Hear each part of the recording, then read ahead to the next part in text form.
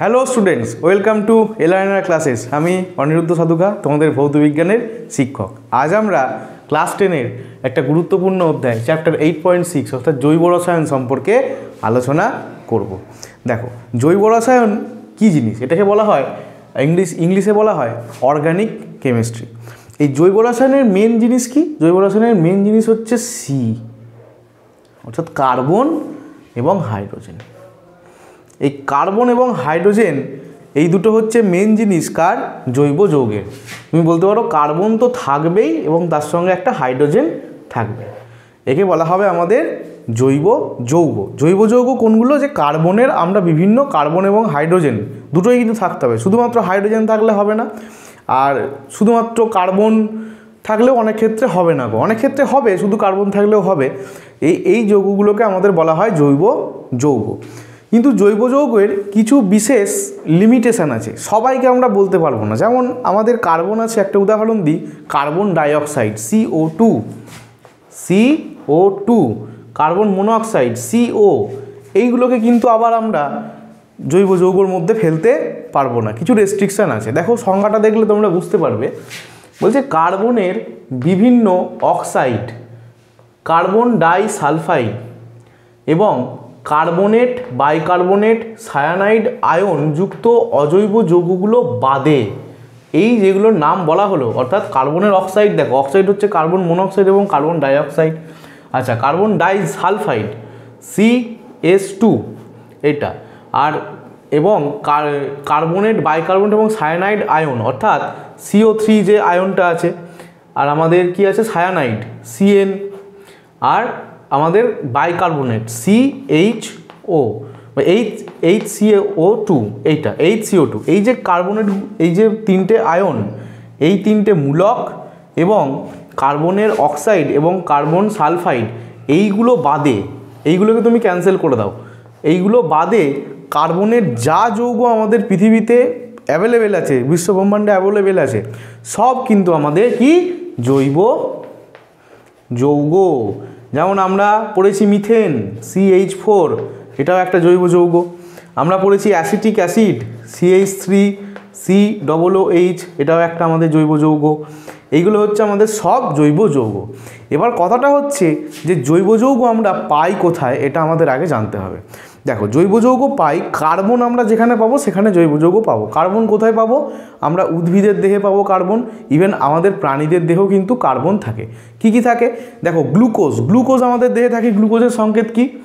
C6H12O6, এটাও একটা জৈব যৌগ। অর্থাৎ এই যে বলা হয় প্রোটিন, ফ্যাট এবং আমাদের কার্বোহাইড্রেট, এগুলো কিন্তু সব টোটালি হচ্ছে জৈব যৌগ। তাহলে মেন সোর্স বলতে পারো যার মধ্যে প্রাণ আছে সেখানেই কিন্তু আমাদের জৈব যৌগ আছে। এবার যেখানে প্রাণ নেই সেখানেও কিন্তু জৈব যৌগ আছে। মেন তুমি যদি খুব সোজাভাবে ইনিশিয়ালি প্রারম্ভিক দশায় তুমি বুঝতে পারো যে জৈব যৌগ আমরা কোথায় পাই আমরা, বা কোনগুলো, সেগুলো হচ্ছে এই যে আমাদের শরীর, আমাদের টোটাল শরীর, আমাদের খাবার, উদ্ভিদের শরীর, এই সমস্ত কিছু কী দিয়ে তৈরি হয়? জৈব যৌগ দিয়ে তৈরি হয়। এছাড়া পেট্রোল, ডিজেল, কেরোসিন, এই সব কিন্তু এক একটা জৈব যৌগ। রান্নার তেল, সব কিছু কিন্তু আমাদের জৈব যৌগ। আসলে আমাদের দৈনন্দিন জীবনে জৈব যৌগের ব্যবহারই কিন্তু সবথেকে বেশি হয়। দেখো, এই জৈব যৌগ সম্পর্কে যে ইতিহাসটা, কি করে এগুলো আবিষ্কৃত হলো, কি করে জৈব যৌগ হলো, এর সম্পর্কে ইতিহাসটা আমাদের কিন্তু খুব ব্রিফভাবে জানতে হবে, তাহলে আমাদের ক্লিয়ার হবে ব্যাপারটা। দেখো, যদি আমরা জৈব যৌগের ইতিহাস বলতে চাই তাহলে কি হয়, 1784 খ্রিস্টাব্দে আমাদের বিজ্ঞানী ল্যাভয়েসিয়ার উনি বলেন যে উদ্ভিদ এবং প্রাণী জগৎ থেকেই যে যৌগগুলো প্রাপ্ত হয় সেগুলোই আমাদের হচ্ছে জৈব যৌগ। তো ল্যাভয়েসিয়ার কি বলেন যে উদ্ভিদ এবং প্রাণী জগৎ থেকে যে যৌগগুলো আমরা পাই সেগুলোই হচ্ছে আমাদের জৈব যৌগ। এরপরে 1815 খ্রিস্টাব্দে বার্জেলিয়াস, একজন বিজ্ঞানী, উনি বলেন যে জৈব যৌগ কেবল আমরা সৃষ্টি করতে পারবো না, এটা সৃষ্টি করতে গেলে একটা রহস্যময়ী শক্তির দরকার হয়। এই রহস্যময়ী শক্তিটাই কি? এই রহস্যময়ী শক্তিটাই হচ্ছে প্রাণ শক্তি। অর্থাৎ যেখানে প্রাণ থাকবে, যেখানে প্রাণ শক্তি থাকবে, সেখানেই কিন্তু আমাদের জৈব যৌগ তৈরি করা সম্ভব। অর্থাৎ কোনো একটা প্রাণী বা কোনো একটা উদ্ভিদ, এই কথাটা কি উনি আরও স্পেসিফিকভাবে, আরও অর্গানাইজড ওয়েতে কিন্তু বললেন। উনি কি বলেছিলেন যে উদ্ভিদ এবং প্রাণী জগৎ থেকে যেগুলো পাওয়া যায় সেগুলোই জৈব যৌগ। আর ইনি বললেন যে জৈব যৌগ তৈরি করতে গেলে আমাদের একটা রহস্যময়ী শক্তির প্রয়োজন হয়, এবং সেটা কি? সেটা হচ্ছে আমাদের প্রাণশক্তি। এরপর কি হলো দেখো, এরপরে আরও কয়েক বছর গেল, 1828 খ্রিস্টাব্দে ভোলার বলে একজন বিজ্ঞানী এটাকে কিন্তু ভুল প্রমাণ করে দিলেন যে প্রাণশক্তি বলে এরকম রহস্যময়ী শক্তির কোনো দরকার নেই। উনি কি করলেন?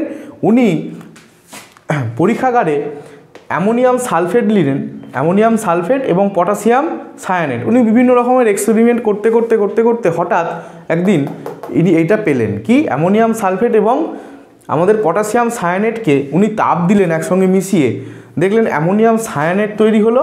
এই অ্যামোনিয়াম সায়ানেটকে যখন আরও বেশি তাপ দেওয়া হলো তখন দেখলেন যে একটা জৈব যৌগ ইউরিয়া তৈরি হয়ে গেল। ইউরিয়া কিন্তু আমাদের একটা জৈব যৌগ। আমরা যে জমিতে সার ব্যবহার করি ইউরিয়া, সেটাও কিন্তু জৈব যৌগ। ইউরিয়া তৈরি হয়ে গেল। ওর থেকেই উনি বললেন যে দেখো, আমি প্রাণশক্তি অর্থাৎ এই রহস্যময়ী শক্তি বাদেই আমি কিন্তু পরীক্ষাগারে একটা জৈব যৌগকে প্রস্তুত করে দিলাম। এই পদ্ধতি, এই যে বিক্রিয়াটা, এই প্রসেসটাকেই বলা হয় ভোলারের সংশ্লেষণ, অর্থাৎ ভোলার যে সংশ্লেষটা করেছিলেন পরীক্ষাগারে।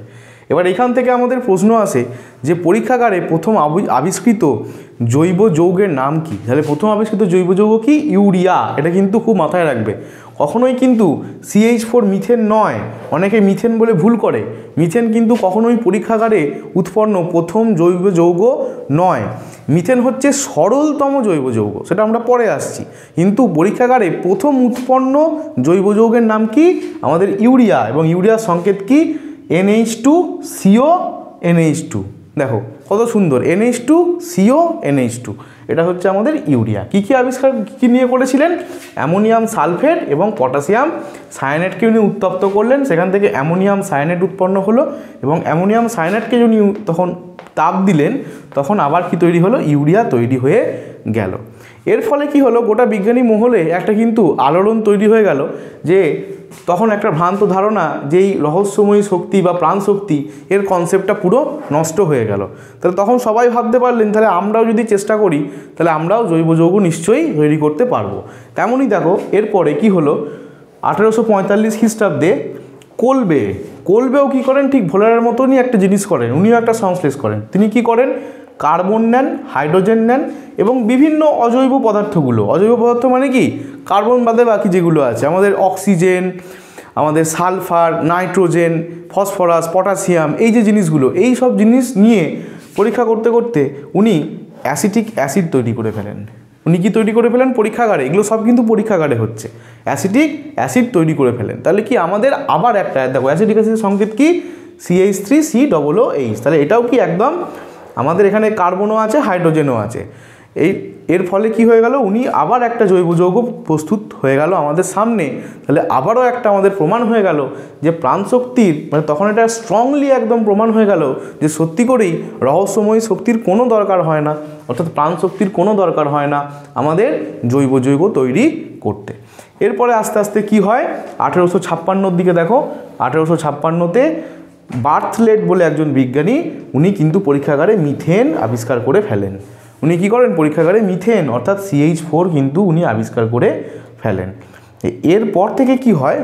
এই ভুল ধারণা পুরো কেটে গেল যে আমাদের একটা রহস্যময় শক্তি, প্রাণশক্তির দরকার হবে জৈব যৌগ উৎপন্ন করতে গেলে। তখন কি বোঝা গেল? যে পরীক্ষাগারে ঠিকঠাক প্রসেস, এগুলো আমরা জানি না, আমাদের খুঁজে খুঁজে বার করতে হবে প্রসেসগুলো, এবং এই নর্মাল প্রসেসেই আমাদের কিন্তু জৈব যৌগ উৎপন্ন হতে শুরু করলো। এবার এইখান থেকেই জৈব যৌগের আমাদের বিজ্ঞান এগোতে শুরু করলো, এবং বর্তমানকালে 95 থেকে 99% কেসে যা আমাদের জৈব যৌগ আছে সব কিন্তু এই পরীক্ষাগারেই তৈরি করা হয়। অন্য কোথাও থেকে যেগুলো পাই আমরা ন্যাচারালি সেগুলো আলাদা, কিন্তু যখন আমাদের দরকার পড়ে আমরা কিন্তু পরীক্ষাগারেই তৈরি করে ফেলি। তা এই গেল আমাদের জৈব যৌগ তৈরির ইতিহাস এইখান থেকে। তাহলে এখান থেকে দুটো কোশ্চেন আমরা বুঝতে পারলাম যে দেখো, একদম সর্বপ্রথম পরীক্ষাগারে উৎপন্ন জৈব যৌগের নাম কি? ইউরিয়া। এবং এখানে মিথেন, কেন মিথেনকে নিয়ে এত লাফালাফি করা হলো? কারণ মিথেন হচ্ছে সব থেকে সরল জৈব যৌগ। কেন? জৈব যৌগ হওয়ার কী কী কন্ডিশন বলেছিলাম? কার্বন লাগবে আর হাইড্রোজেন লাগবে, এরপরে অন্যান্য কিছু থাকতেই পারে, অসুবিধা নেই, কিন্তু এই দুটো কি মাস্ট, কার্বন এবং হাইড্রোজেন। দেখো CH4-এ কি আছে, একটা কার্বন 4টে হাইড্রোজেন, অর্থাৎ একদম সরল গঠন, কোনো জটিলতা নেই এর মধ্যে। সেজন্য বলা হয় সরলতম জৈব যৌগ কোনটি, সেটি হচ্ছে আমাদের মিথেন CH4। তাহলে এই গেল আমাদের জৈব যৌগের ইতিহাস।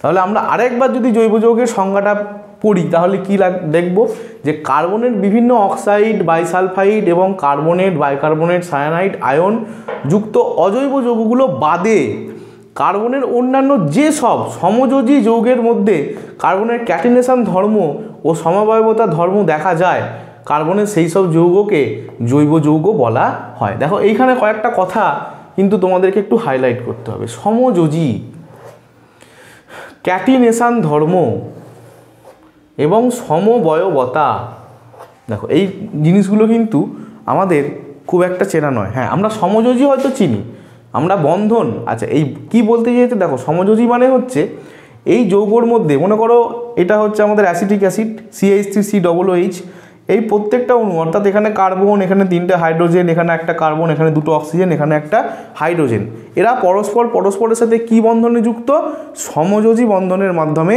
যুক্ত। এবং সমস্ত আমাদের জৈব যৌগই কিন্তু সমযোজী বন্ধন দ্বারা যুক্ত থাকে। তাই জৈব যৌগ হতে গেলে আর কি হতে হবে, যৌগগুলোকে সমযোজী হতে হবে, তড়িৎযোজী হলে কিন্তু হবে না, সমযোজী বন্ধন দ্বারা যুক্ত হতে হবে। আচ্ছা, ক্যাটিনেশন ধর্ম এবং সমবায়বতা, এই দুটো জিনিস কিন্তু আমাদের কাছে নতুন টার্ম। এই দুটো জিনিস সম্পর্কে আমরা ডিটেলসে আলোচনা করব এর পরবর্তীকালে।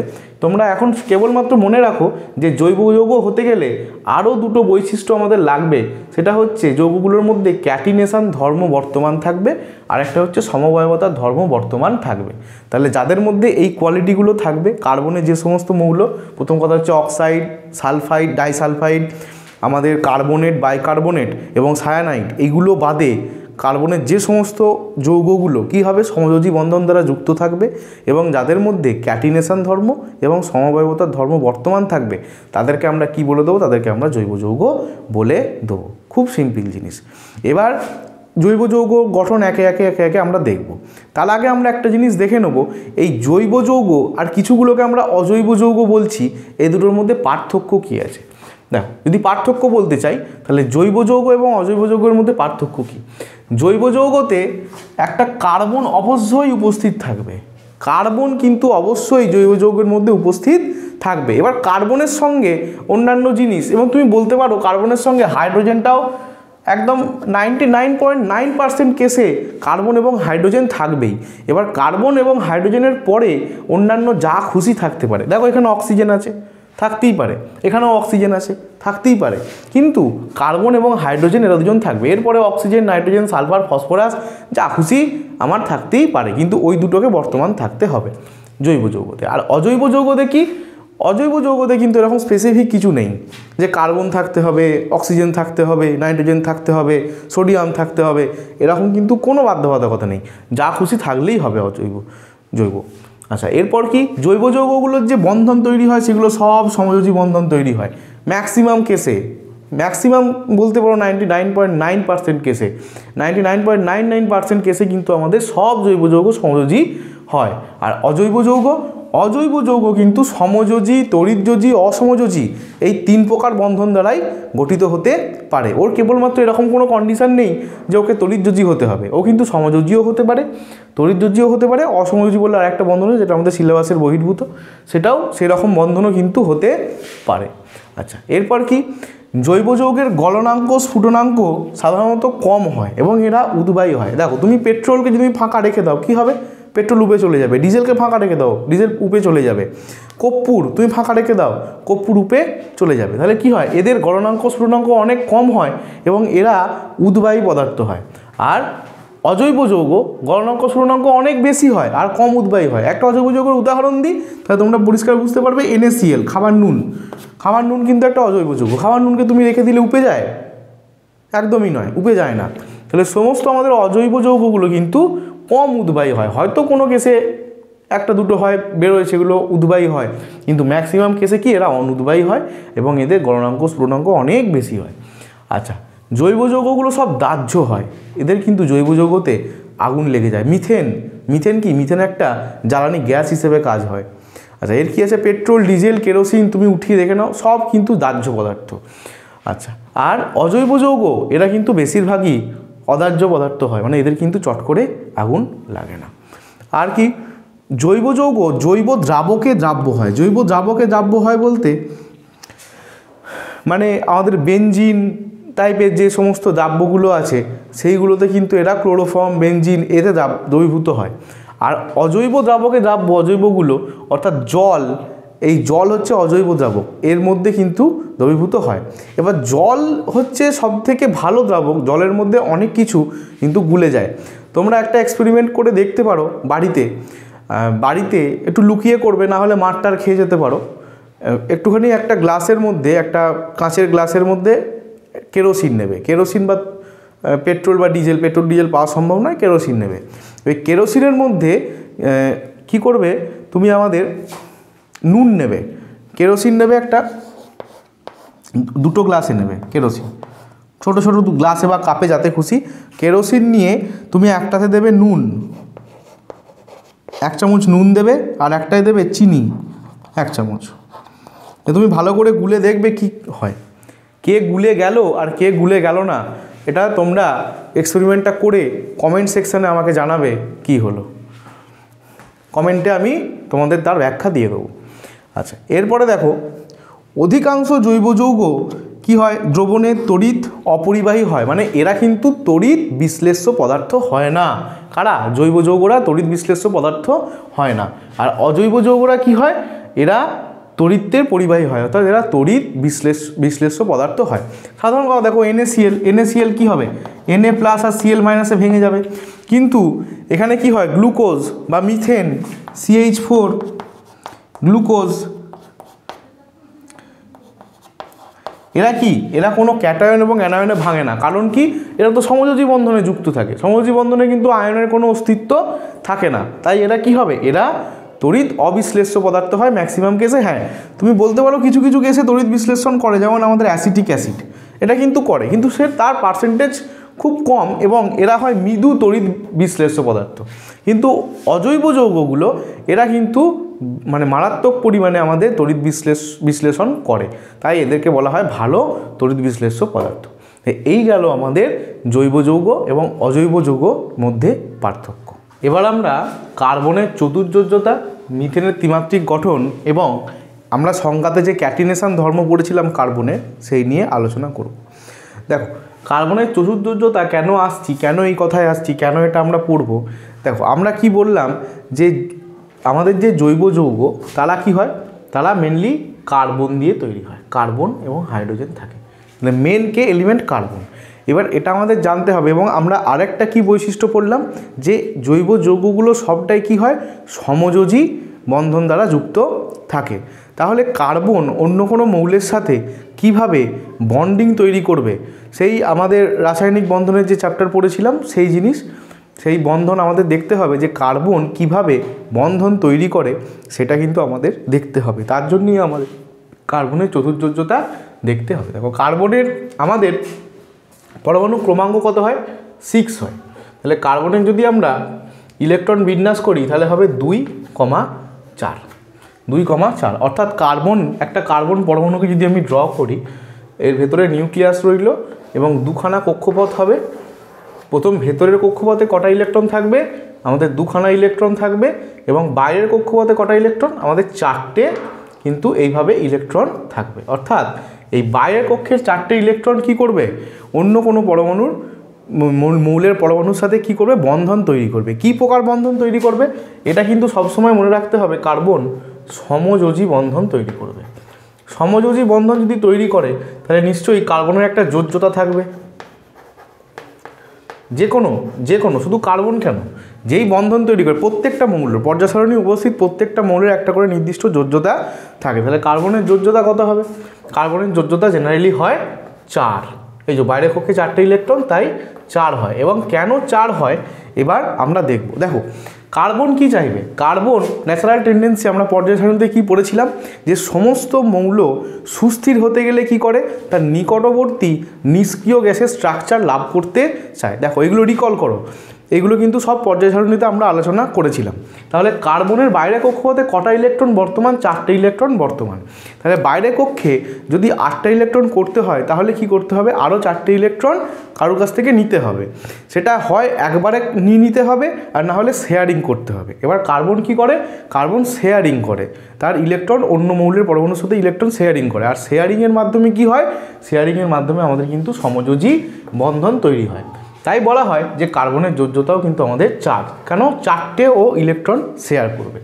কিভাবে দেখো, যদি আমরা একটা এক্সাম্পল দেখি, মিথেন, আমরা একদম সরল যৌগটার গঠন দেখব। মিথেন দেখো, সেই লুইস ডট আমরা করেছিলাম, সেই লুইস ডটের মাধ্যমে আবারও আমরা মিথেনের গঠন কিন্তু আঁকবো। দেখো মিথেনে কি আছে? একটা কার্বন, 4টে হাইড্রোজেন। তাহলে কার্বন পরমাণুকে আমি মাঝখানে এইভাবে ড্র করলাম আর চারদিকে 4টে হাইড্রোজেন আমি রাখলাম। দেখো তাহলে কার্বনের বাইরের কক্ষে কটা ইলেকট্রন আছে? 4টে ইলেকট্রন আছে। তাহলে 4টে ইলেকট্রনকে আমি ড্র করব, 1 2 3 4। আর হাইড্রোজেনের কটা করে ইলেকট্রন? একটাই ইলেকট্রন, ওটাই ওর বহিস্থ কক্ষের ইলেকট্রন।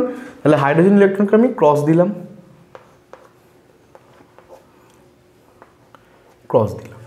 এবার কি করবে? কার্বন যখন হাইড্রোজেনের সঙ্গে যুক্ত হবে, কার্বনের 4টে আছে আর বাকি 4টে লাগবে। তাহলে কার্বন এই টোটাল ইলেকট্রনগুলোকে সব কটাকে নিয়ে নেবে। তাহলে কি হলো? কার্বনের 8খানা ইলেকট্রন হয়ে গেল। আর হাইড্রোজেন কটা করবে? 2টো ইলেকট্রন চাই ওর, কারণ কার্বনের হাইড্রোজেনের নিকটতম নিষ্ক্রিয় গ্যাস হচ্ছে হিলিয়াম।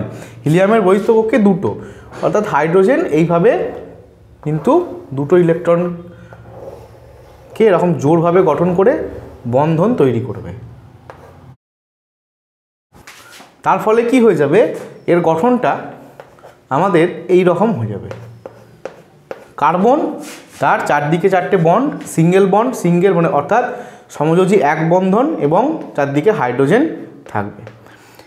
এইটাকেই বলা হয় আমাদের কার্বনের চতুর যোজ্যতা। এবং খুব ভালো ভাষায় মানে একদম গ্রাউন্ড লেভেলে বোঝার সুবিধার জন্যে আমরা কিন্তু এটাকে বলি কার্বনের 4টে হাত।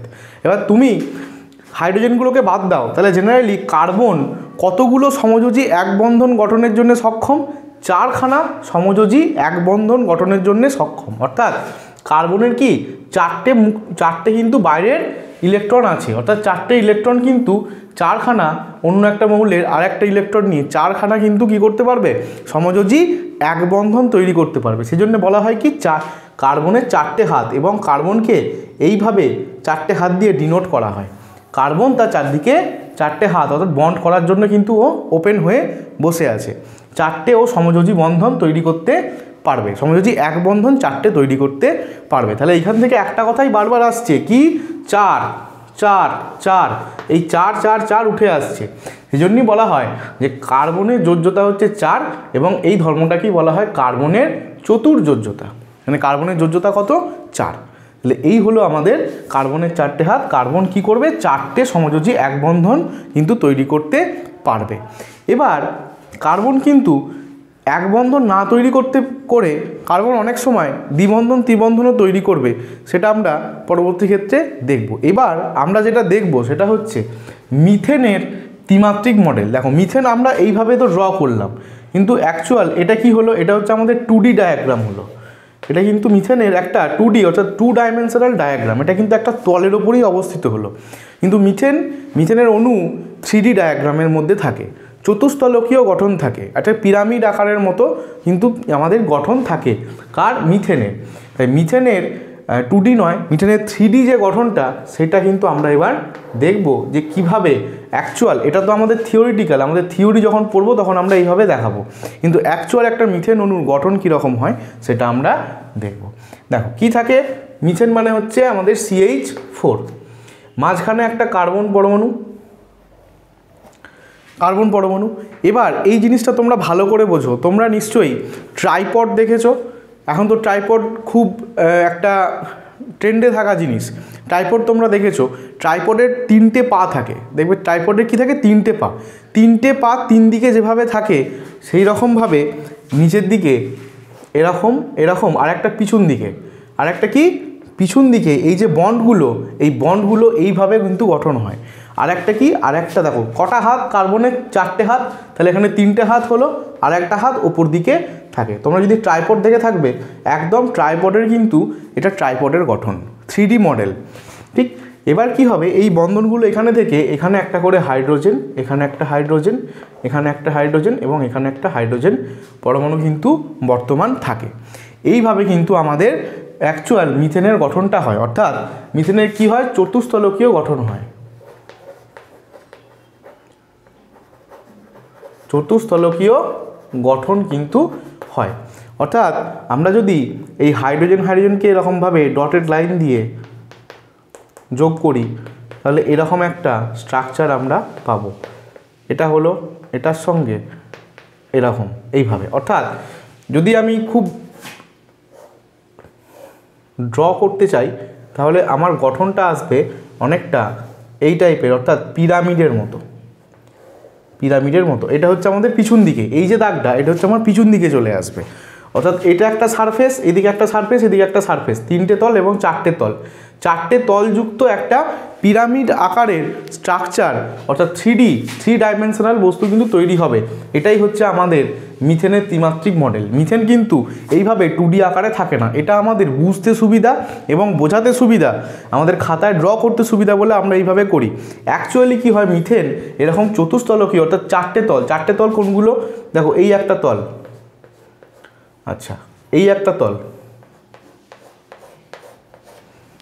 নিচে ভূমিটা একটা তল, 3টে তল হলো, এবং সামনের দিকে যে তলটা আছে, এটা ড্র করলে পুরো কভার আপ হয়ে যাবে, সামনের দিকে যে তলটা আছে, এইভাবে আমাদের 4টে তল গঠন করে। তাই বলা হয় মিথেনের অণুর গঠন হচ্ছে একটা সুষম জ্যামিতিক আকৃতি, চতুস্থলকীয় গঠন।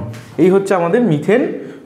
এই গঠনের মাঝখানে কি থাকে, মাঝখানে থাকে কার্বন, এবং প্রত্যেকটা শীর্ষবিন্দুতে একটা করে কি থাকে, হাইড্রোজেন থাকে, প্রত্যেকটা শীর্ষবিন্দুতে একটা করে হাইড্রোজেন থাকে, এবং এইভাবে কিন্তু বন্ধন কোণগুলো উৎপন্ন হয়। এই মাঝখানে থাকে আমাদের কার্বন। আচ্ছা, এইবার আমাদের যেটা জানতে হবে সেটা হচ্ছে একটা কার্বন এবং একটা হাইড্রোজেন, দেখো কার্বন একটা হাইড্রোজেন, এই একটা বন্ড এবং এই একটা বন্ড, এই একটা বন্ধন, এই একটা বন্ধন, এই বন্ধনের মধ্যে এই যে কোণটা উৎপন্ন হয়েছে দুটো বন্ধনের মধ্যে, এই কোণের মান কত? প্রত্যেকটা কোণের মান সমান হয়। এই কোণটা মনে করো, এই কোণটা, তারপরে ওই দিকের ওই কোণটা, এই দুটোর মধ্যে কোণ, এইটার মধ্যে কোণ, এইটার মধ্যে কোণ, এই কোণগুলোর মান কত ডিগ্রি করে হয়?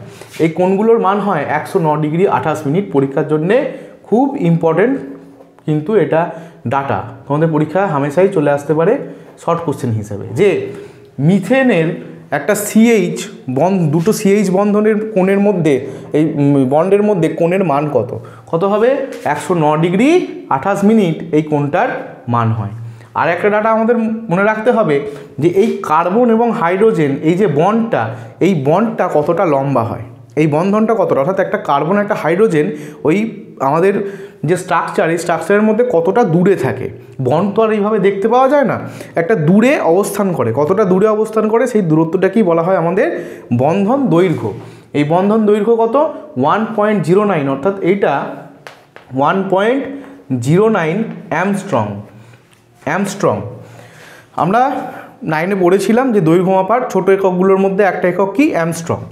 1.09 অ্যামস্ট্রং হচ্ছে আমাদের বন্ধন দৈর্ঘ্য, এবং দুটো কার্বন হাইড্রোজেন বন্ধনের মধ্যবর্তী কোণ কত? 109 ডিগ্রি 28 মিনিট, এবং প্রত্যেকটা কোণের মানই কিন্তু সমান, এবং প্রত্যেকটা বন্ধন দৈর্ঘ্যর মানই কিন্তু সমান। তো এই মিথেনের অণুর গঠন হচ্ছে এটা সুষম চতুস্থলকীয়, এবং মিথেনের সিএইচ বন্ধন কোণের মান হচ্ছে 109 ডিগ্রি 28 মিনিট, এবং বন্ধন দৈর্ঘ্য হচ্ছে 1.09 অ্যামস্ট্রং। এগুলো কিন্তু খুব ইম্পর্টেন্ট ডাটা, এগুলো তোমাদের মনে রাখতে হবে। আর এই ডায়াগ্রামটা কিন্তু অনেক সময় পরীক্ষায় আঁকতে দেয়। আশা করি তোমরা এটা বুঝতে পেরেছো। যদি বুঝতে না পারো আবারও ভিডিও পিছন দিকে নিয়ে যাও এবং ভালো করে দেখো এবং বোঝো।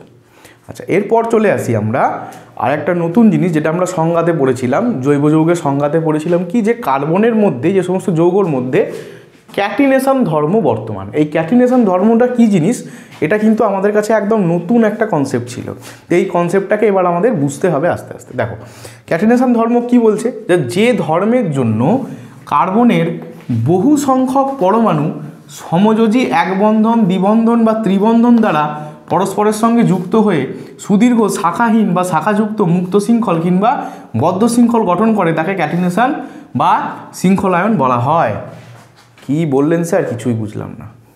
ঠিক, দেখো ডায়াগ্রামের মাধ্যমে বোঝার চেষ্টা করো।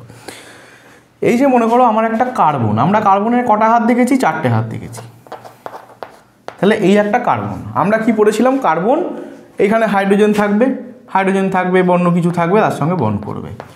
এবার এরকমও তো হতে পারে যে কার্বন আরেকটা কার্বনের সঙ্গে বন্ড করবে, কেউ বাধা দেয়নি, কার্বন আরেকটা কার্বনের সঙ্গে বন্ড করবে। দেখো এই কার্বনের কটা হাত? 4টে হাত, 3টে আর এর 3টে। এবার 4 নম্বর হাতটা কি হবে? এই 4 নম্বর বন্ডটায়, অর্থাৎ 4 নম্বর বন্ডটা কি? বন্ড মানে তো কিছুই নয়, এখানে কার্বনের একটা ইলেকট্রন আর এই কার্বনের একটা ইলেকট্রন, এই দুটো কি হবে? এই দুটো পরস্পরের সঙ্গে শেয়ারিং হয়ে একটা বন্ড তৈরি করবে। তার ফলে কি হলো? দেখো দুটো কার্বন পরস্পরের সঙ্গে যুক্ত হয়ে গেল। দেখো এই কার্বনের কটা হাত হলো? 1 2 3 4। আবারও এই কার্বনের কটা হাত হলো? 1 2 3 4। দুটো কার্বনেরই কিন্তু 4টে করে হাত বর্তমান রইল এবং কি হলো? দুটো কার্বন পরস্পরের সঙ্গে যুক্ত হয়ে গেল। এই যে যুক্ত হতে পারলো, দেখো যে ধর্মের জন্য কার্বনের বহু সংখ্যক, এবার দুটো দিয়ে বলেছি, তুমি 3টে করো, দেখো আরেকটা কার্বন যুক্ত হয়ে গেল। তুমি 4টে করো, দেখো আরেকটা কার্বন যুক্ত হয়ে গেল। তোমার এই লাইনে ভালো লাগছে না, তুমি নিচের লাইনে যোগ করো, দেখো এই কার্বনের সঙ্গে এই কার্বন যুক্ত হয়ে গেল একটা বন্ডের সঙ্গে। তুমি এখানেও যুক্ত করো, দেখো কার্বনের দুটো হাত হয়ে গেছে, এদিকে একটা হাত রয়ে গেল। এইভাবে তুমি কার্বনকে কার্বনের সঙ্গে যে কোনো দিক থেকে জয়েন করতে পারো, শুধু একটাই কন্ডিশন, যেন প্রত্যেকটা কার্বন পরমাণু 4টে করে হাত থাকে। দেখো প্রত্যেকটা কার্বন পরমাণু তুমি দেখে নাও, তুমি যত খুশি লিখে নাও, লিখে বোর্ড ছাড়িয়ে চলে যাবে, তবু তুমি শৃঙ্খল শেষ করতে পারবে না। এটা কি একটা চেনের মতো লাগছে না? একটা শৃঙ্খল শেষ হচ্ছে, একটা কার্বন পরমাণুর সঙ্গে একটা কার্বন শৃঙ্খল আকারে যুক্ত হয়ে আছে। তাহলে এবার জাস্টিফাই করো, যে ধর্মের জন্য কার্বনের বহু সংখ্যক পরমাণু, কোনো লিমিটেশান নেই, তুমি যত সংখ্যক তুমি কার্বন একের পর এক লাগাতে পারো, জুড়ে যেতে পারো। সমযোজী এক বন্ধন, আচ্ছা এক বন্ধন করেছে, দ্বিবন্ধন আর ত্রিবন্ধন দেখাচ্ছি। দ্বিবন্ধন বা ত্রিবন্ধন দ্বারা পরস্পরের সঙ্গে যুক্ত হয়ে সুদীর্ঘ শাখাহীন বা শাখাযুক্ত মুক্ত শৃঙ্খল কিংবা বদ্ধ শৃঙ্খল গঠন করে। আচ্ছা এটা কি হয়ে গেল? এটা হচ্ছে আমাদের একটা মুক্ত শৃঙ্খল গঠন হলো। দেখো ওপেন শৃঙ্খল মানে তুমি এরপরে এদিকেও কার্বন জয়েন করতে পারো, এদিকেও আরও কার্বন জয়েন করতে পারো, এদিকেও কার্বন জয়েন করতে পারো, ওপর দিকেও কার্বন জয়েন করতে পারো, তুমি যে দিক থেকে খুশি কার্বনকে জয়েন করতে পারো এর সঙ্গে। তাহলে এটা কি একটা মুক্ত শৃঙ্খলের ন্যায় আচরণ করছে। তাহলে স্যার বদ্ধ শৃঙ্খলটা কীরকম হবে? দেখো বদ্ধ শৃঙ্খলের একটা এক্সাম্পল দিই। তুমি মনে করো এরকম কার্বন নিয়েছো,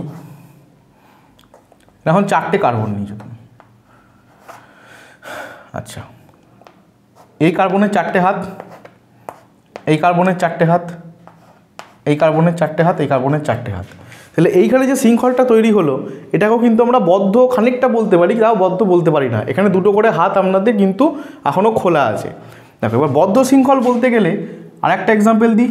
কার্বন, তুমি 6টা কার্বন নিয়েছো, তুমি এইভাবে 6টা কার্বনকে রেখেছো। এবার কি হবে? দেখো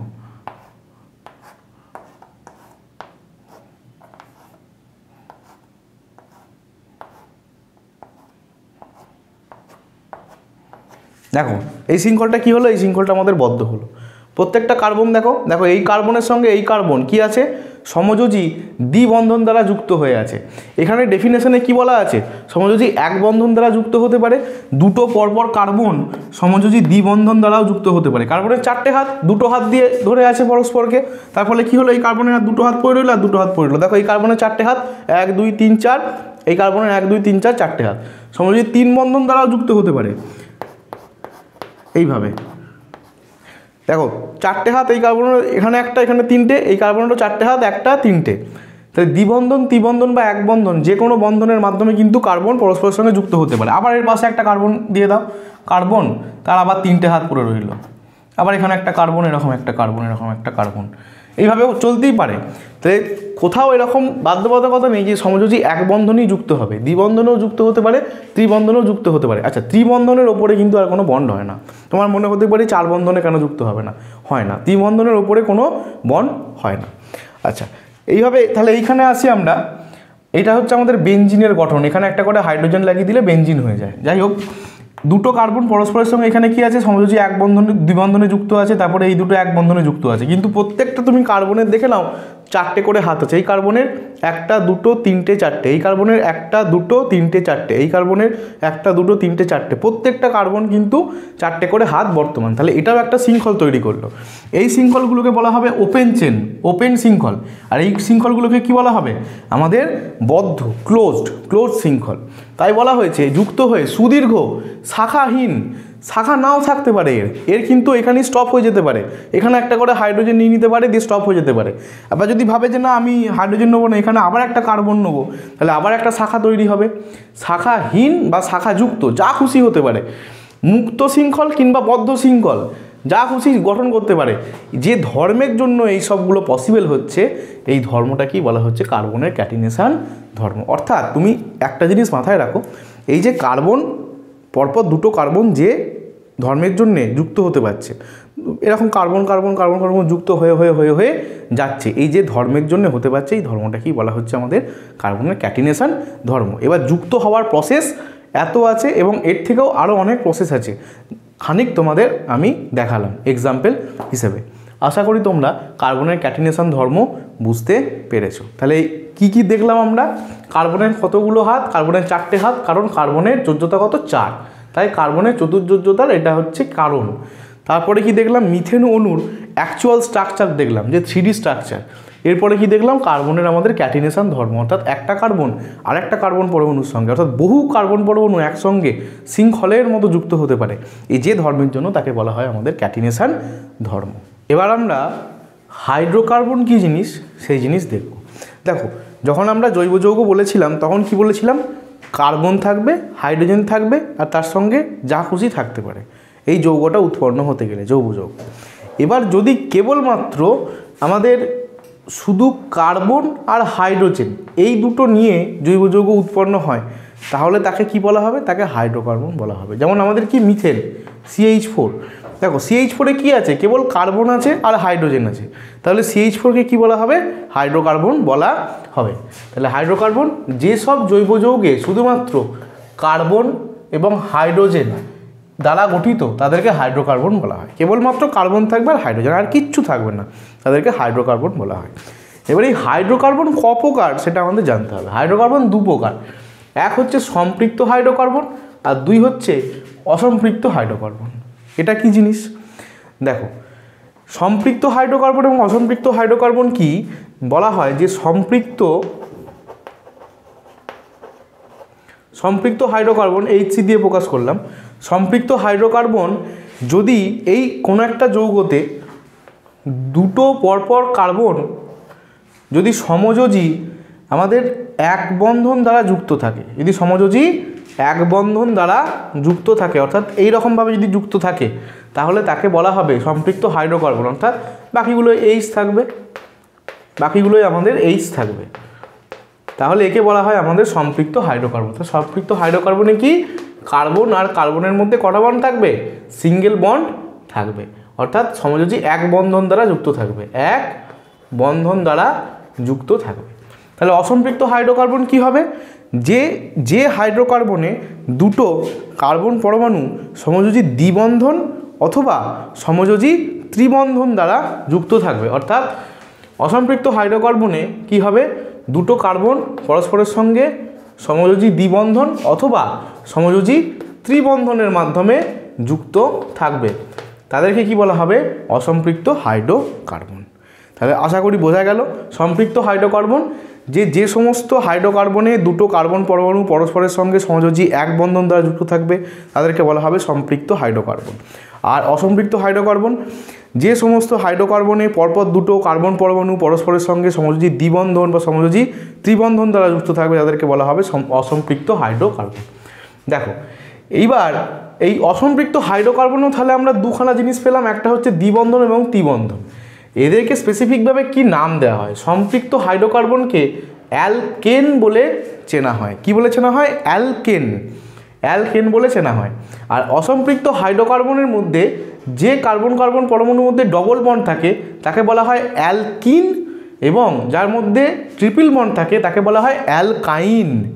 অর্থাৎ কি হচ্ছে দেখো, অ্যালকেন এখানে এন যোগ হচ্ছে, কি যোগ হচ্ছে, এন যোগ হচ্ছে, ইএন নামের পরে এন যোগ হচ্ছে, অ্যালের পরে কি, অ্যালের পরে এন যোগ হচ্ছে, এন। দেখো আমরা কি উচ্চারণ করি, মিথেন। মিথেন কি, মিথেনে একটাই কার্বন পরমাণু আছে, সেই তুমি এন, মিথেন, এন যুক্ত হয় নামের পরে। আচ্ছা অ্যালকিন কি, যখন ডবল বন্ড যুক্ত হয় তখন কিন অর্থাৎ ইন যোগ হয়, ইন যোগ হয়। ইথিন আমরা উচ্চারণ করি ইথিন, পরে পড়বো আমরা ইথিন। আচ্ছা আর অ্যালকাইনে, অ্যালকাইনে কি আইন যোগ হয়, অর্থাৎ কীরকম বলবো আমরা, আমরা বলবো ইথাইন, ইথাইন, আইন যোগ হয়, আইন, আইএন, আইন, আইন যোগ হয়। দেখো এবার এর বিস্তারিত আলোচনায় আমরা ঢুকবো, তার আগে এই জিনিসটা আমাদের খুব ইম্পর্টেন্ট যে অ্যালকেন, অ্যালকিন এবং অ্যালকাইনের সাধারণ সংকেত কি। আচ্ছা একটা জিনিস আমরা বুঝতে পারলাম, যাহা সম্পৃক্ত হাইড্রোকার্বন তাহাকে কি বলা হয়, অ্যালকেন বলা হয়। তাহলে যদি তোমাকে ঘুরিয়ে এরকম দেয় যে একটা অ্যালকেনে কার্বন কার্বন ক বন্ধনের দ্বারা যুক্ত থাকে, তাহলে কি অ্যান্সার হবে, কার্বন কার্বন এক বন্ধন দ্বারা যুক্ত থাকে, কিসে, অ্যালকেনে। যদি তোমাকে বলে অ্যালকিন, একটা অ্যালকিনে কার্বন কার্বন কত সমযোজী কোন বন্ধনের মাধ্যমে যুক্ত থাকে, তাহলে আমরা বলবো সমযোজী দ্বিবন্ধনের মাধ্যমে যুক্ত থাকে।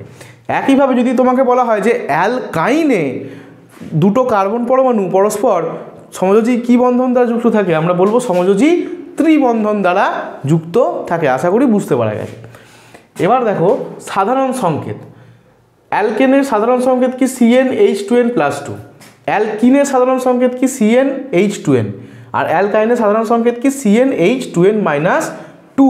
স্যার এগুলো আবার কি, বুঝলাম না। দেখো প্রথম কথা হচ্ছে এগুলো তোমাকে তো মনে রাখতেই হবে, এবার কি বুঝবে কি এটা সেটা আমি বুঝিয়ে দিচ্ছি। দেখো এগুলো হচ্ছে ফর্মুলা, এগুলো দিয়ে আমরা যে কোনো টাইপের অ্যালকেন গঠন করতে পারি। দেখো ফার্স্ট যদি আমি অ্যালকেন নিই, অ্যালকেনের সাধারণ সংকেত CnH2n+2। এই এন কি, এন হচ্ছে যে কোনো আমাদের ন্যাচারাল নাম্বার, অর্থাৎ 1 2 3 4 5 6 7 8 এইগুলো, কোনো ফ্র্যাকশন বা দশমিক নয়। তাহলে এনের মাধ্যমে কি বোঝানো হচ্ছে, দেখো এনের মাধ্যমে তুমি দেখো সি এর নিচে এন আছে, তুমি মনে করো দুটো কার্বন পরমাণু নেবে বা একটা, প্রথমে একটা কার্বন পরমাণু নাও, তাহলে সি নিচে কি হবে, এনের জায়গায় 1 বসাও, আর এখানে কি হবে ফর্মুলায় এইচের জায়গায় H 2 × 1 + 2, তাহলে কত হবে 2 × 1 মানে 2 + 2 মানে 4, তাহলে এটা কি তৈরি হয়ে গেল, C1H4। এবার যদি 1 থাকে তাহলে কিন্তু আমরা 1কে আর লিখি না, শুধু বলে দিই CH4। দেখো CH4 কি হয়ে গেল, মিথেন। তাই মিথেন কি, মিথেন হচ্ছে একটা অ্যালকেন। মিথেন কি, মিথেন হচ্ছে একটা অ্যালকেন। দেখো মিথেন তৈরি হয়ে গেল কি বসিয়ে, আমি যদি n = 1 বসাই, অর্থাৎ কার্বন পরমাণু যদি একটা থাকে তাহলে হাইড্রোজেন পরমাণু আমাদের 4টে বেরিয়ে গেল এই ফর্মুলায় বসিয়ে। এবার তুমি কার্বন পরমাণু 2 বসাও এখানে, C2H, দেখো এনের জায়গায় যদি 2 বসাও তাহলে 2 × 2 = 4 + 2 = 6, C2H6। C2H6 আমাদের কি হয়ে যাবে, C2H6 হবে আমাদের ইথেন। ইথেনকে বলা হয় আমাদের C2H6। এই নামকরণ, এই যে কোনটাকে মিথেন, কোনটাকে ইথেন, কোনটাকে প্রোপেন, কোনটাকে বিউটেন, এর ডিটেলস একদম নামকরণ আছে, সেটা আমরা পরবর্তী ক্ষেত্রে দেখব।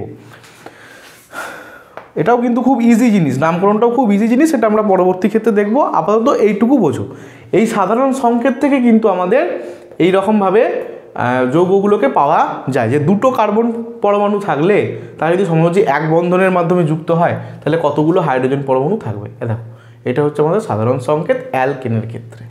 তেমনই অ্যালকিনের ক্ষেত্রে সাধারণ সংকেত কি, CnH2n। এবার এইখানে একটা কথা বলি, অ্যালকিন বা অ্যালকাইন এটা কিন্তু কখনোই n = 1 হতে পারে না। কেন হতে পারে না, কারণ এখানে বলাই আছে যে অ্যালকিন এবং অ্যালকাইন হতে গেলে কার্বন কার্বন কি হতে হবে, দ্বিবন্ধন বা ত্রিবন্ধন হতে হবে। যদি কার্বন পরমাণু একটাই থাকে তাহলে অন্য একটা কোন কার্বন পরমাণুর সঙ্গে দ্বিবন্ধন বা ত্রিবন্ধন যুক্ত হবে, তাহলে হতে পারবে না। তাহলে এখান থেকে কিন্তু শুরু হবে n = 2 থেকে কিন্তু এখানে শুরু হবে। ইনিশিয়ালি এটাকেও আমরা 2 থেকে শুরু করতেই পারি, কিন্তু এটা 2 থেকে শুরু হবে। 1 হলে কিন্তু এই দুটো কার্বন পরমাণু আমাদের হবে না, ফলে দ্বিবন্ধন আর ত্রিবন্ধন কিন্তু যুক্ত হবে না। এটা কিন্তু একটা জিনিস মাথায় রাখবে, কখনো কার্বন হাইড্রোজেনের সঙ্গে দ্বিবন্ধন বা ত্রিবন্ধন কখনোই যুক্ত হতে পারে না, এবং সেই হিসেবে কিন্তু অ্যালকিন এবং অ্যালকাইন নামকরণ করা হয় না। হাইড্রোজেনের ক্যাপাসিটি একটাই বন্ধন তৈরি করা, তাই হাইড্রোজেনের সঙ্গে কার্বন কটা বন্ডে আছে সেটা কিন্তু তার অনুযায়ী কিন্তু নামকরণ করা একদমই হয় না। কি হয়, একটা কার্বনের সঙ্গে আরেকটা কার্বন, অর্থাৎ কার্বনের যে ক্যাটিনেশন ধর্ম একটু আগেই দেখলাম, ওই ক্যাটিনেশন ধর্মের উপরে কিন্তু বিচার করে এটা করা হয়। আর হাইড্রোজেনের সঙ্গে তো কার্বন ত্রিবন্ধন বা দ্বিবন্ধন করবেই না, কারণ হাইড্রোজেনের 2টো ইলেকট্রন চাই, তাই ওর একটা বন্ধনের মাধ্যমেই ওর টার্গেট কিন্তু ফুলফিল হয়ে যাচ্ছে। হাইড্রোজেন কখনো দ্বিবন্ধন বা ত্রিবন্ধন কারোর সাথে করবে না। যাই হোক, দেখো অ্যালকিনের সাধারণ সংকেত হচ্ছে CnH2n। এবার তুমি যদি সি এর জায়গায় এনের জায়গায় 2 বসাও, তাহলে কি হবে, দেখো 2 বসালে তুমি একটা যৌগ পাবে C2, আর এখানে কত হবে 4, 2 দুগুণে 4, C2H4। এই C2H4 এর নাম কি, C2H4 এর নামই হচ্ছে ইথিন বা ইথিলিন, অর্থাৎ এটা কি বলা হয় C2H4। এটাকে কি বলা হবে, ইথইন। দেখো নামগুলো দেখো, এখানে নামের শেষে কে আছে, দেখো এন, ইথেন, এন যুক্ত হয়েছে, কি বলেছি এন যুক্ত হবে। এখানে কি ইথিন, ইথের পরে কি যুক্ত হয়েছে, ইন যোগ হয়েছে, কেন ডবল বন্ডে আছে বলে। আচ্ছা, এরপর অ্যালকাইন হবে। অ্যালকাইনের সাধারণ সংকেত কি CnH2n-2। এখানেও যদি আমি n = 2 বসাই, তাহলে কি হবে C2H2n, অর্থাৎ 4 - 2 C2H2। C2H2 নাম কি হয়ে যাবে, C2H2 নাম হবে ইথাইন। এর আরেকটা নাম আছে অ্যাসিটিলিন। তাহলে ইথাইনের সংকেত কি C2H2। তাহলে এই গেল আমাদের সম্পৃক্ত এবং অসম্পৃক্ত হাইড্রোকার্বন এবং তার বেসিক ধারণা। এবার আমরা কি করব, এই যে আমরা বার করলাম 3টে আমরা যৌগকে বার করলাম, এটা হচ্ছে ইথিন এবং ইথাইন। এদের গঠনগুলো আমরা দেখব কিভাবে এরা গঠিত হয়। দেখো ইথেনের মধ্যে কটা কার্বন পরমাণু আছে, 2টো কার্বন পরমাণু আছে। তাহলে কার্বন পরমাণুগুলোকে আমি আগে এভাবে ড্র করব।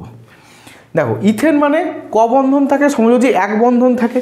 তাহলে এর মধ্যে কার্বনের মধ্যে নিশ্চয়ই কেবলমাত্র একটা বন্ড আছে। একটা বন্ড যদি থাকে তাহলে এই কার্বনের একটা হাত হয়ে গেল, আর কটা হাত পড়ে রইল, আমাদের হাত পড়ে রইল 3টে হাত পড়ে রইল, এইভাবে থাকে। আর এই কার্বনেরও কটা, 3টে হাত পড়ে রইল এইভাবে। এবার এই 3টে হাত, এদিকে 3টে হাত, এই হাতগুলো কি হবে, এই হাতগুলো আমাদের থাকবে, দেখো হাইড্রোজেন থাকবে। হাইড্রোজেনের সংখ্যা কত হলো 6। এবার তুমি এখানে বসাও, দেখো এখানে 1, 2, 3টে, 4টে, 5টা, 6টা। দেখো আমাদের স্ট্রাকচার গঠন হয়ে গেল। এটা কার স্ট্রাকচার, ইথেনের স্ট্রাকচার। এবার এইখানে কয়েকটা জিনিস আমাদেরকে কিন্তু মনে রাখতে হবে, সেটা কি না, CH বন্ধন দৈর্ঘ্য, অর্থাৎ এই যে একটা কার্বন হাইড্রোজেন বন্ধন আছে, এই কার্বন হাইড্রোজেন বন্ধন এগুলো কিন্তু সব সমান হবে। এদের দৈর্ঘ্য কত হবে, যেমনভাবে আমরা মিথেনে কি করেছিলাম, কার্বন হাইড্রোজেন বন্ধন দৈর্ঘ্যগুলো দেখেছিলাম, তেমনি আমরা ইথেনেও দেখব। এগুলো কত করে হয়, 1.10 অ্যামস্ট্রং করে আমাদের এই বন্ডগুলো দৈর্ঘ্য হয়। আর এই দুটো কার্বন পরমাণুর যে মাঝখানে বন্ডটা আছে তার দৈর্ঘ্য কত হয়, তার দৈর্ঘ্য আর এর দৈর্ঘ্য কিন্তু সবসময় আলাদা হবে। তার দৈর্ঘ্য কত হবে, এর দৈর্ঘ্য হচ্ছে 1.54 অ্যামস্ট্রং।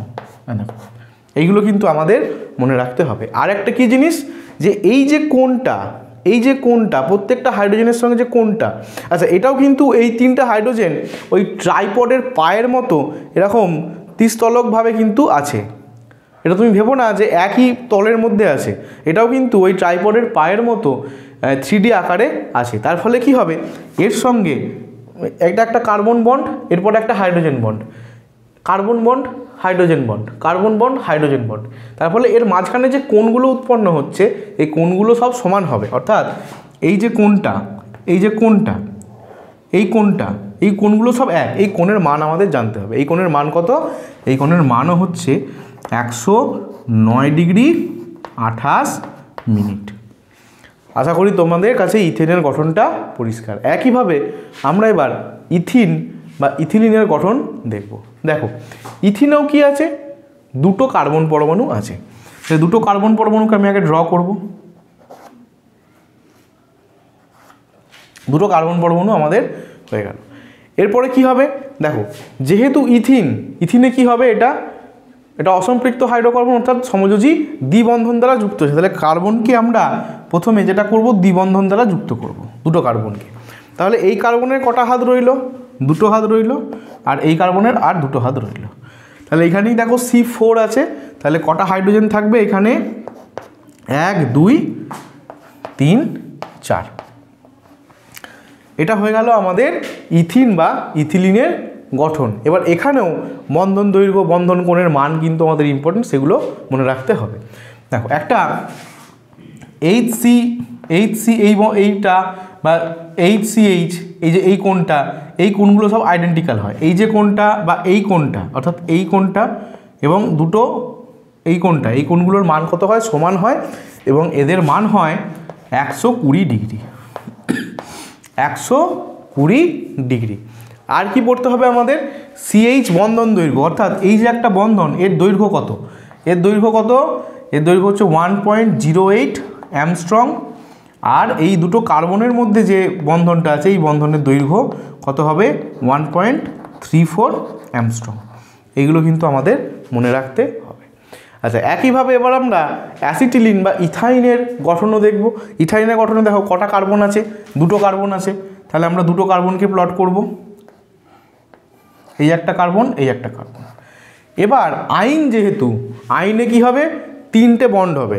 তাহলে কার্বন পরমাণু পরস্পরের সঙ্গে কতগুলো বন্ডে যুক্ত আছে, 3 বন্ধনে যুক্ত আছে। তাহলে এই কার্বনের আর কটা হাত পড়ে আছে, একটা হাত পড়ে আছে।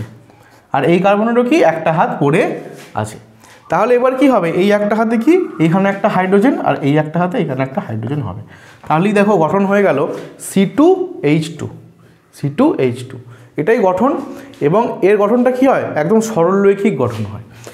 এবং এখানেও একই জিনিস আমাদের পড়তে হবে, যে এই যে বন্ধন কোণটা, এইখানে যে বন্ধন কোণটা বা এখানে যে বন্ধন কোণটা কত ডিগ্রি হয়, এটা দেখেই বুঝতে পারা যাচ্ছে। এক সরল রেখায় থাকলে এটা 180 ডিগ্রি হবে।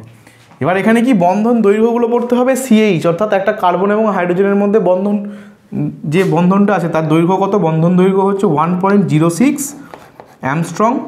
এবং দুটো কার্বন পরমাণুর মধ্যে যে ত্রিবন্ধনটা আছে তাদের দৈর্ঘ্য কত, 1.20 অ্যামস্ট্রং। তাহলে এইগুলো কিন্তু আমাদের মনে রাখতে হবে, এগুলো কিন্তু পরীক্ষায় শর্ট কোশ্চেন হিসাবে দিয়ে দেয়, খুব ইম্পর্টেন্ট। তো এই গেল আমাদের ইথিনের গঠন এবং ইথাইনের গঠন। এবং এইখানে আমরা বুঝলাম যে হাইড্রোকার্বন কী জিনিস, বুঝলাম যে কার্বন এবং হাইড্রোজেন। দেখো তুমি এগুলো সব হাইড্রোকার্বন, এখানে তুমি কি দেখাতে পারবে, কার্বন আর হাইড্রোজেন বাদে অন্য কোনো মৌল আছে কি, একটাতেও নেই। তাহলে এইগুলো টোটাল হচ্ছে হাইড্রোজেন। এবার কার্বন হাইড্রোজেনের পরে যদি অক্সিজেন, নাইট্রোজেন এইসব কিছু যুক্ত হয়, সেগুলোই কিন্তু হাইড্রোকার্বন বলা যাবে না। কারণ হাইড্রোকার্বন স্পেসিফিক কেবলমাত্র কার্বন এবং হাইড্রোজেন থাকবে।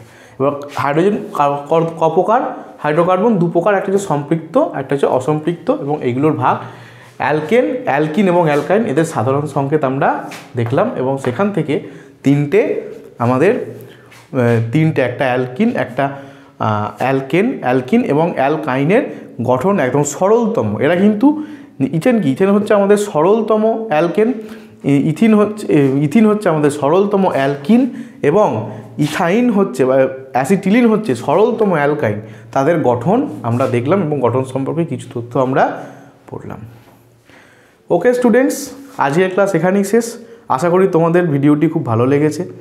যদি তোমাদের ভিডিও সংক্রান্ত কোনো কোয়ারিজ থাকে তাহলে অবশ্যই তোমরা নিচে কমেন্ট করো, আর ভিডিওটা অবশ্যই কিন্তু লাইক করো, শেয়ার করো। এই ক্লাস সংক্রান্ত যদি তোমাদের কোনো নোটস পাওয়ার ইচ্ছা হয় তাহলে তোমরা প্লে স্টোরে গিয়ে আমাদের অ্যাপ LRNR ডাউনলোড করো, সেখানে তোমরা এর নোটস ইজিলি পেয়ে যাবে। ওকে, আজকের মতো টাটা। এর পরবর্তী অংশ নিয়ে দেখা হবে আবার পরবর্তী ভিডিওতে।